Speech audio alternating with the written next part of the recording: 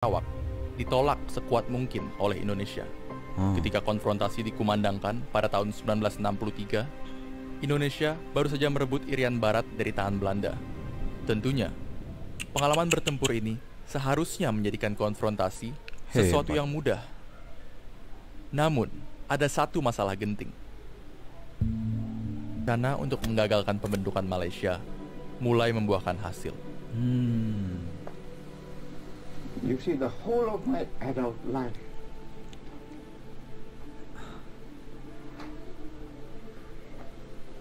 I had believed in Malaysian merger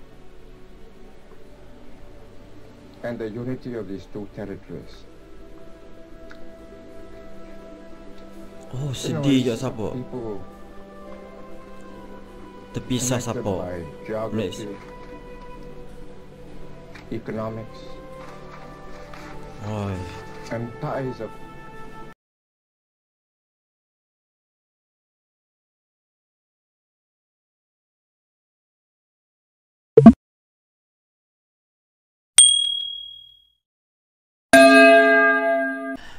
Yo, Assalamualaikum warahmatullahi wabarakatuh dan salam sejahtera. Okey, bersama dengan saya lagi Maslan Mula dalam reaction channel Konjo Junior.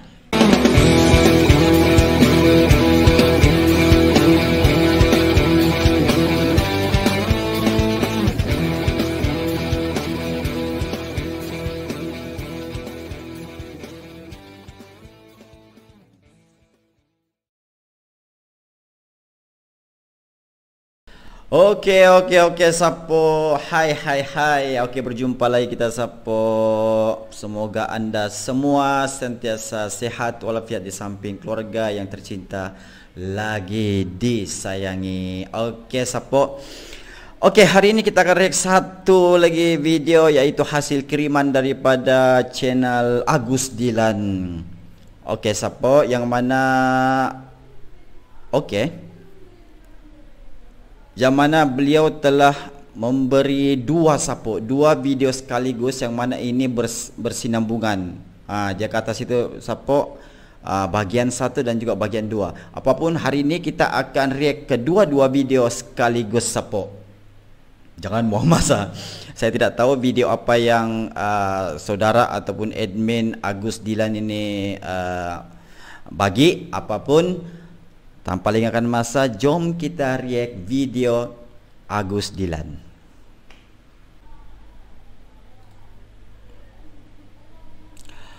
Okey, siapa? Tajuk video ini adalah The History of Ganyang Malaysia, Part 1, The Cause of the Indonesia-Malaysia Konfrontasi. Ini betul kan kalau silap siapa? Ini adalah berkenaan dengan sejarah hitam antara Indonesia dengan Malaysia siapa? Iaitu peristiwa semasa pembentukan Malaysia siapa? Tahun 63. Okey. Pun siapa? Jom kita layan.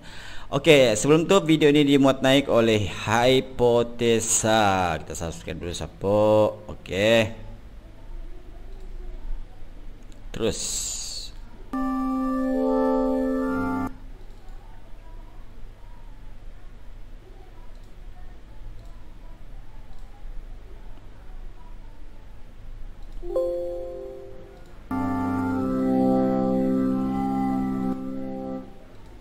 Pada 10 Maret 1965,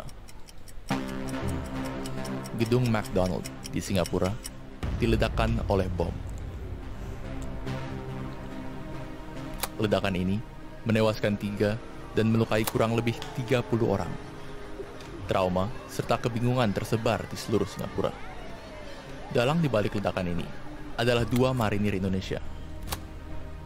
Namun, aksi ini bukan semata-mata menargetkan Singapura, melainkan seluruh Malaysia, baik di Semenanjung hingga utara Kalimantan. Pesan Indonesia adalah satu, bahwa serangan-serangan serupa tidak akan berhenti sampai tujuan Indonesia tercapai, yakni kehancuran Federasi Malaysia. Belum genap 1 dekade Malaysia merdeka dan menyatukan Singapura, Sabah, dan Sarawak. Diakini harus melawan agresi Indonesia, negara yang sebelumnya dianggap sebagai saudaranya sendiri. Tentu, banyak faktor yang berkontribusi pada pertikaian Indonesia dan Malaysia. Video ini adalah bagian pertama dari 2 seri yang hendak menjelaskan mengapa kedua bangsa serumpun ini dapat terjerumus dalam peperangan. Ya.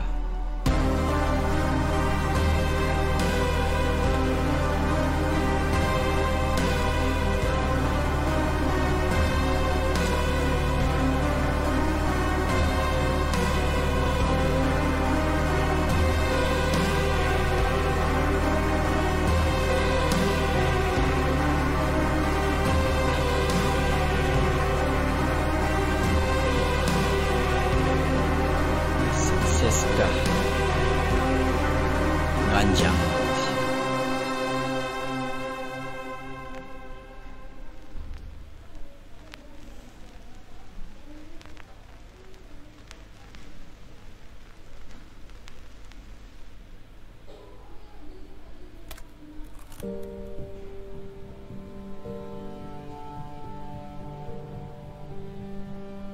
Sejak dahulu, Malaysia dan Indonesia memiliki hubungan yang erat selama masa kerajaan Sriwijaya dan Melaka. Betul. Tidak seperti di Eropa, kerajaan-kerajaan kuno tersebut tidak memiliki batas wilayah. Kekuasaan seorang raja diukur dari banyaknya pengikut, bukan luas wilayahnya. Akibatnya, terdapat interaksi yang kuat melalui pernikahan, perdagangan, dan imigrasi antara Semenanjung Malaya dan Sumatera. Lalu, penjajahan pun datang, dan dengannya, konsep akan perbatasan. Dalam upaya menandingi dominasi Belanda sebagai pusat perdagangan di Batavia, kedua negara menandatangani Anglo-Dutch Treaty yang membagi daerah kekuasaan antara Inggris di Semenanjung Malaysia dan Belanda di Nusantara.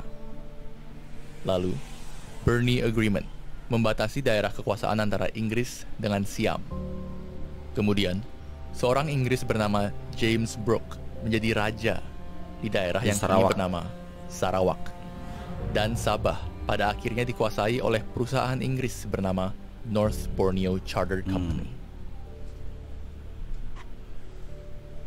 Untuk membangun wilayahnya, Inggris mendatangkan ribuan, bahkan jutaan pekerja asing dari Tiongkok dan India sebagai kuli dan buruh.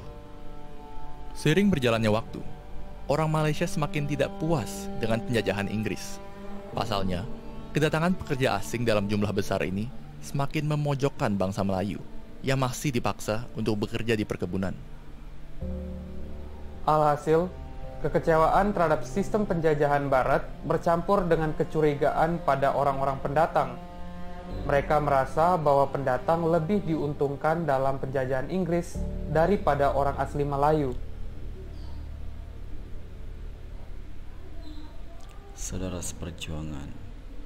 Solidaritas antara orang Malaysia serta Indonesia pun semakin erat dengan bertumbuhnya ideologi serta aliran pemikiran anti penjajahan. Di Universitas Al-Azhar di Kairo serta Sultan Idris Training College di Malaysia, mahasiswa asal Indonesia dan Malaysia kerap menjalin organisasi bersama. Beberapa bahkan mengagumi Soekarno dan berpartisipasi dalam revolusi Indonesia tahun 1945.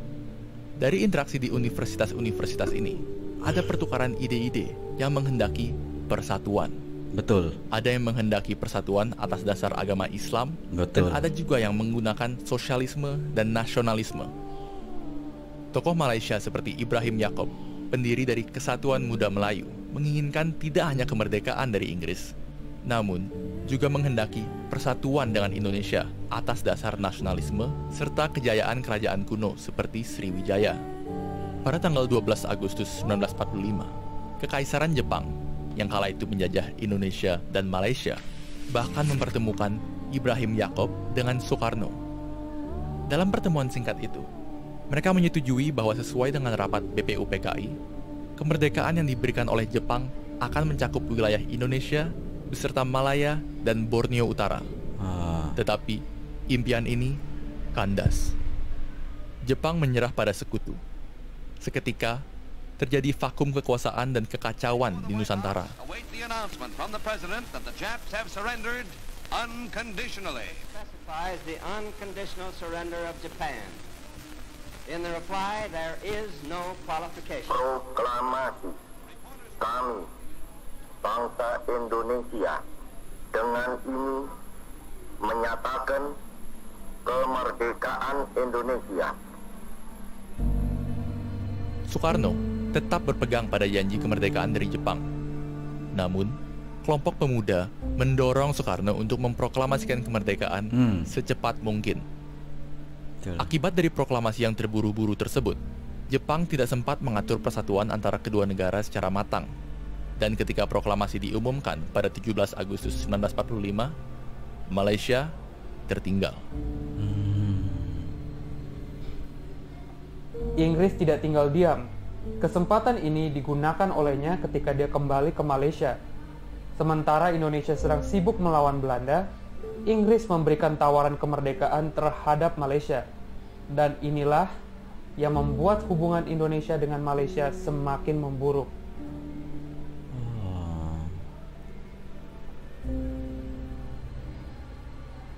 Pada tahun 1946, terjadi revolusi sosial di Sumatera.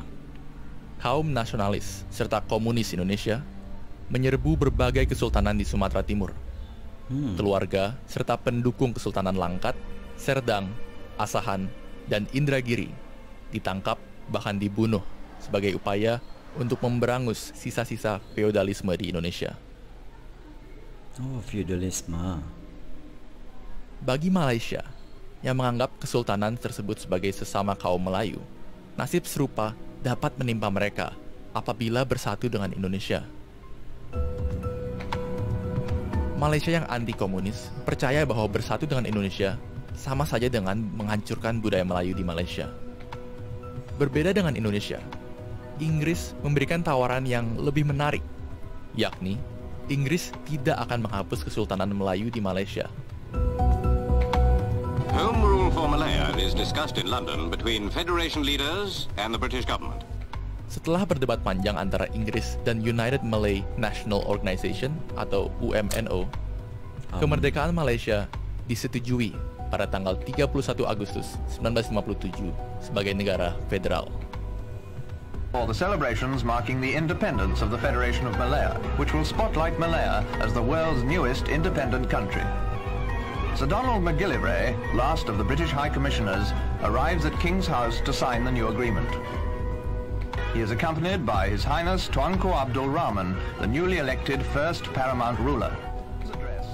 Ini tidak cukup bagi Tunku Abdul Rahman, Perdana Menteri Malaysia pertama. Pasalnya, ia ingin memastikan bahwa etnis Tionghoa dan India semakin menjadi minoritas di dalam Malaysia. Untuk mencapai hal tersebut, Tunku Abdul Rahman berupaya untuk menyatukan Singapura, Sarawak, dan Sabah. Dan dia harus berhati-hati. Pertama, dia harus tidak memprovokasi Indonesia karena masih banyak di antara populasi di Malaysia yang pro-Indonesia. Kedua, dia harus meyakinkan masyarakat Sabah dan Sarawak bahwa pada dasarnya mereka juga Melayu. Pada 30 Juli hingga 5 Agustus 1963, pemimpin Indonesia, Malaysia, serta Filipina bertemu di Manila. Mereka bertiga setuju untuk menunda penggabungan Sarawak dan Sabah dengan Malaysia. Perserikatan Bangsa-Bangsa dipimpin oleh U Thant akan melakukan riset dan menentukan apakah masyarakat Sabah dan Sarawak ingin bersatu dengan Malaysia atau tidak.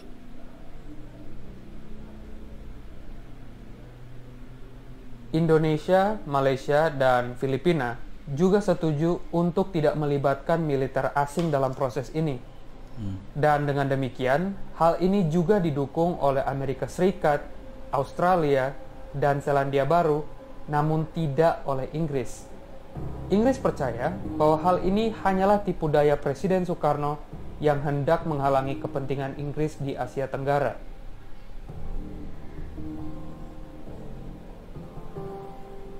Divided Empire.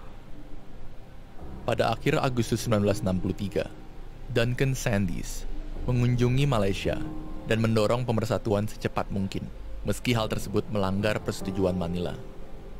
Bersama dengan Tunku Abdul Rahman, Malaysia dan Inggris mengumumkan bahwa pemersatuan Malaysia akan dilakukan pada 16 September 1963. Persidangan penting mengenai Malaysia diadakan di antara pemimpin-pemimpin Melaya dengan jemaah Menteri British. Selepas sekian berunding, Tengku Abdul Rahman dan Perdana Menteri British Tuan Harold Macmillan pun mewujudkan perjanjian bersejarah atas Malaysia itu. Agung dalam persetujuan itu ialah masa peralihan dan penyerahan kedaulatan. Amarah Soekarno pun meluap. Pengumuman yang disampaikan secara tiba-tiba, tanpa persetujuan dengannya, dijadikannya sebagai bukti bahwa Malaysia tidak lebih dari boneka penjajahan yang lebih patuh pada dorongan Inggris. Ya, begitu puncanya. Yang kami anti yaitu Malaysia, pimpinan Inggris, pimpinan imperialis Inggris yang mendurhakai, meneragi menjala Tengku Abdul Rahman Bumrah, antek daripada imperialis. Di Jakarta, kedutaan Malaysia dan Inggris diguncar dengan kerusuhan, dan di mana-mana kampanye untuk mengganyang Malaysia dikumandangkan. AS, Selandia Baru, dan Australia turut kecewa akan keputusan Inggris yang tergesa-gesa.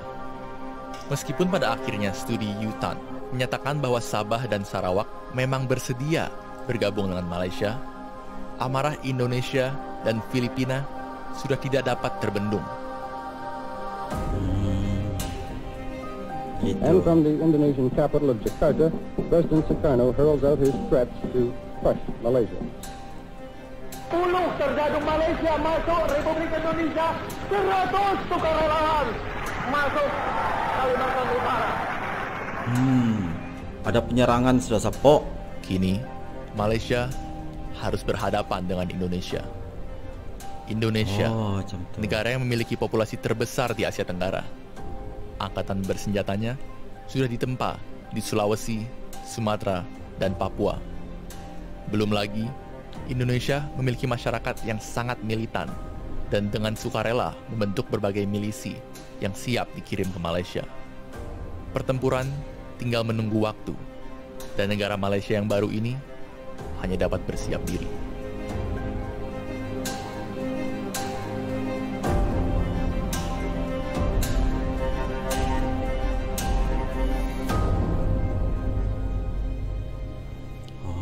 Begitu rupanya penyebabnya Sapo kan, peristiwa ganjang Malaysia ni.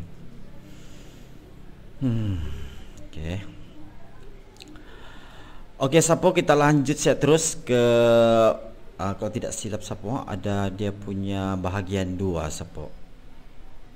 Okey. Ya. Okey, Agustilan 2. Okey. Okey Sapo, kita terus saja.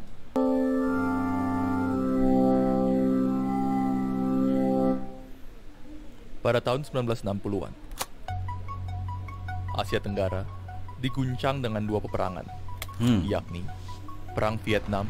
The new communist campaign in Vietnam continues. Just after midnight their time. It seems now more certain than ever that the bloody experience of Vietnam is to end in a stalemate. Dan yang jarang diketahui oleh dunia, perang antara Indonesia dan Malaysia, atau sering disebut sebagai konfrontasi. President Sukarno's military campaign against Malaysia began 1 year ago. President Sukarno has steadily built up his nation's armed forces. Once British troops are committed, their support involves a good deal more than the odd helicopter dropping rations. The Australians, too, have come north to watch the coast and the intentions of Indonesia. Kedua negara memiliki alasan untuk mencurigai satu sama lain.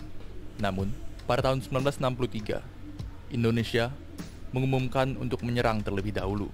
Sejenak, Indonesia memiliki keuntungan jumlah populasi dan angkatan bersenjata yang dapat dengan mudah menaklukkan Malaysia.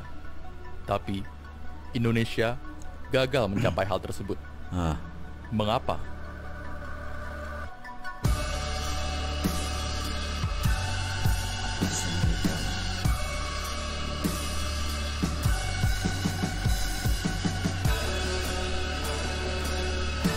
Kalau tidak silap sapo, diorang menyerang daripada Kalimantan. Kalau tidak silap sapo.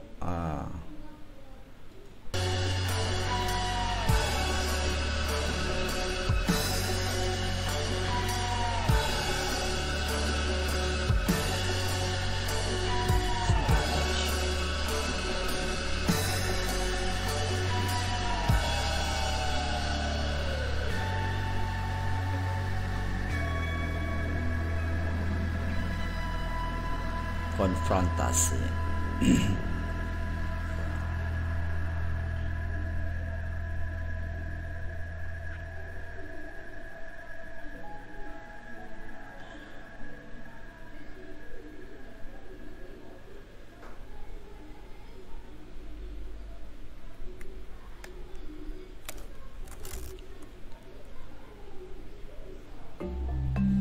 Oke, geopolitik. Dari segi korban jiwa, konfrontasi memang tidak sesengit perang Vietnam.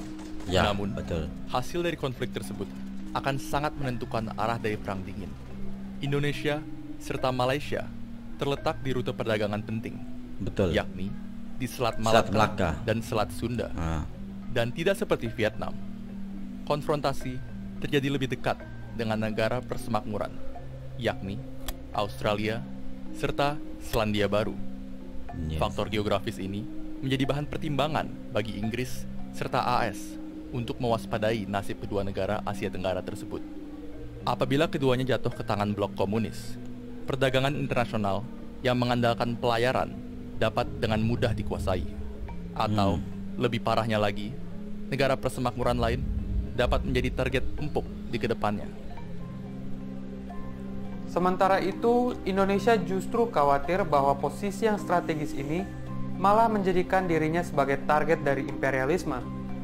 Dalam hal ini, Malaysia bisa saja menjadi kaki tangan dunia barat yang hendak memecah belah Indonesia. Di tahun 1950-an misalnya, Indonesia tengah melawan pemberontakan Pemerintahan Revolusioner Republik Indonesia atau PRRI di Sumatera. Alih-alih membantu Indonesia, Malaysia malahan menampung beberapa pemberontak PRRI di negaranya. Lebih parah lagi, Sekutu Malaysia, Inggris, secara aktif mendukung pemberontakan ini. Dengan pengalaman-pengalaman seperti ini, pemersatuan Malaysia dengan Sabah dan Sarawak ditolak sekuat mungkin oleh Indonesia. Ketika konfrontasi dikumandangkan pada tahun 1963, Indonesia baru saja merebut Irian Barat dari tangan Belanda. Tentunya, pengalaman bertempur ini seharusnya menjadikan konfrontasi sesuatu yang mudah. Namun, ada satu masalah genting. Masa adalah hambatan. Militer Indonesia, khususnya Angkatan Darat, tidak menghendaki peperangan terbuka dengan Malaysia karena beberapa pertimbangan. Pertama, tidak seperti Irian Barat, Malaysia mendapatkan perlindungan dari Inggris dan negara persemakmuran lain.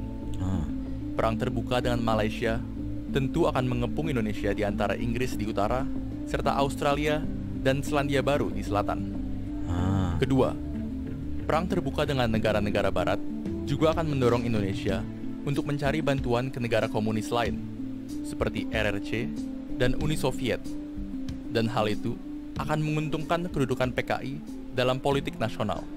Namun, apabila TNI tidak menyerang Malaysia, reputasi militer dalam politik nasional dapat menurun. Betul. Lagi pula, militer juga khawatir akan banyaknya populasi etnis Tionghoa di Malaysia yang dicurigai memiliki hubungan dengan Partai Komunis Cina. Tanpa diketahui oleh TNI, Inggris pun sebenarnya enggan untuk berperang dengan Indonesia. Melihat betapa kacaunya dan banyaknya korban jiwa di Vietnam, Inggris merasa bahwa peperangan merupakan suatu hal yang harus dihindari. Apalagi kala itu dia sudah kehilangan banyak wilayah jajahannya.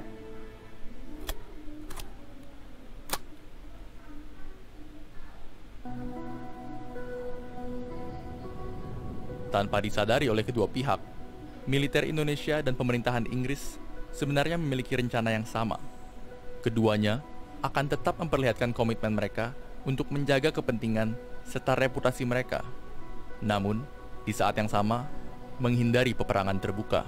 Betul. Inggris hanya akan berfokus untuk mempertahankan wilayah Malaysia, sementara Indonesia akan menjaga intensitas serangan seminimum mungkin.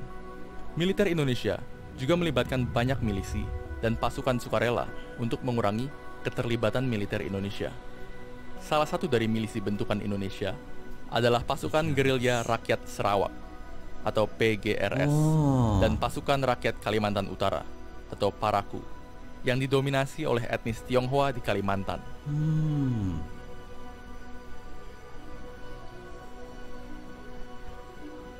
Pertempuran pun terjadi, meskipun tidak sebesar yang ditakuti oleh Inggris. Indonesia memiliki beberapa cara untuk menyerang Malaysia.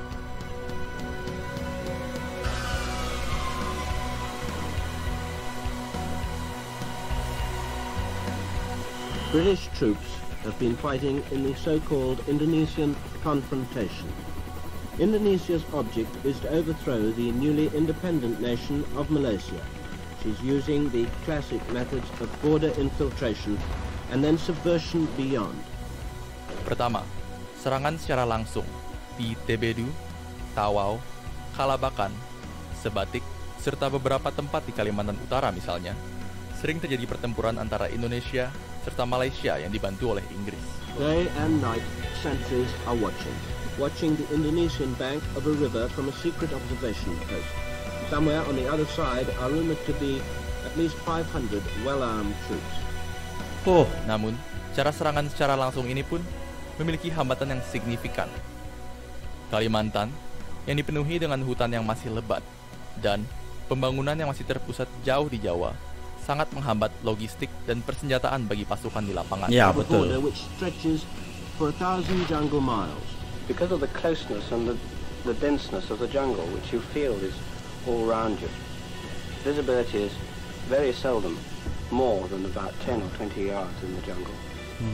Lebih parah lagi, tidak ada peta yang mumpuni akan area operasi. Salah satu anggota TNI bahkan mengatakan bahwa satu-satunya peta Kalimantan yang diberikan bagi mereka hanyalah gambar yang disobek dari buku pelajaran sekolahan. Karena sering menghadapi kegagalan, Indonesia pun mencoba taktik lain, sabotase dan pengeboman. Taktik ini banyak dilakukan di Singapura. Serangan-serangan tersebut mendorong pemimpin di Singapura untuk mengecam tindakan Indonesia. Indonesia juga mencoba meyakinkan beberapa masyarakat Malaysia untuk melakukan revolusi di negaranya sendiri. Tetapi, hal ini tetap saja gagal karena kekurangan perlengkapan.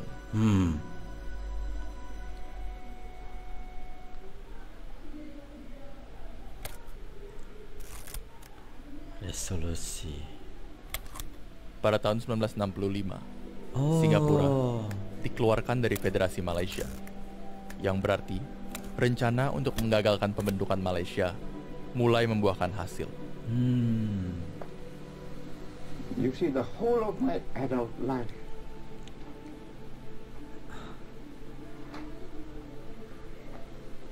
I had believed in Malaysian merger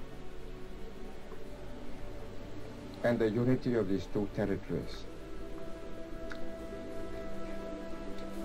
Sedih je siapa? Terpisah siapa? Geography, economics, and ties of kinship. Sedih je siapa? Ini Singapura keluar dari Malaysia tahun 65. Would you mind if we stop for a while? Namun, Presiden Soekarno tetap tidak berhasil memenuhi ambisinya untuk mengganyang Malaysia. Telah terjadi percobaan kudeta di Indonesia. Dan dengan demikian, seluruh prioritas pemerintahan dialihkan ke dalam negeri. Meski kudeta ini digagalkan, kekuasaan Presiden Soekarno berkurang sangat signifikan sebelum akhirnya digantikan dengan Presiden Soeharto. Presiden Soeharto mengambil langkah yang berbeda daripada Soekarno. Dia berdamai dengan Malaysia dan berupaya mengakhiri konfrontasi. Alhamdulillah. Dan pada tanggal 11 Agustus 1966, Indonesia dan Malaysia resmi berdamai. Periode konfrontasi pun berakhir. Oh.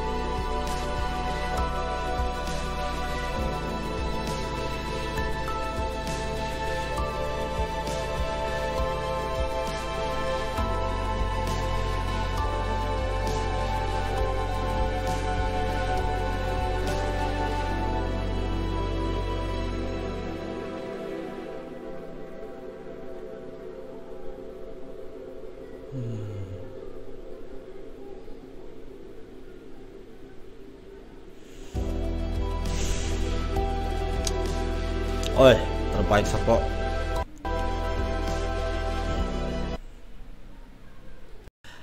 Oke Sapo, itulah dia sedikit sebanyak video mengenai tentang sejarah Ganyang Malaysia, iaitu sejarah hitam di antara kedua negara serumpun, iaitu Malaysia dan juga Indonesia Sapo kan. Yang mana terjadi, bagi saya Sapo, itu adalah salah faham di antara Malaysia dengan Indonesia, yang mana masing-masing dengan pro dan juga kontranya. Itu Sapo, seperti mana contohnya kalau kita lihat Presiden Soekarno sangat-sangat tidak mahu bersahabat ataupun menjalankan persahabatan dengan Eropah ataupun Barat Sapo, ataupun imperialisme, tidak mau Sapo. Manakala Malaysia pula lebih kepada persahabatan dengan negara-negara Eropah seperti Inggeris untuk memerdekakan tanah air mereka. Apapun kedua-dua ni benda adalah subjektif Sapo, tiada betul tiada pun salah. Ini adalah terjadi kerana pertembungan ideologi Sapo. Okey. Apapun okey. Terima kasih kepada channel Agus Dilan kerana telah memberi satu video yang sangat bermanfaat Sapo kan. Sebelum ni Sapo, saya masih lagi kabur-kabur Sapo. Sekarang saya sudah jelas Sapo mengapa terjadinya salah faham begini. Apapun kepada Sapo-sapo di luar sana yang belum lagi merequest video, silalah bagi link di ruang komentar yang telah diberikan. Okey Sapo, semoga sentiasa sehat selalu. Assalamualaikum warahmatullahi wabarakatuh dan jumpa lagi.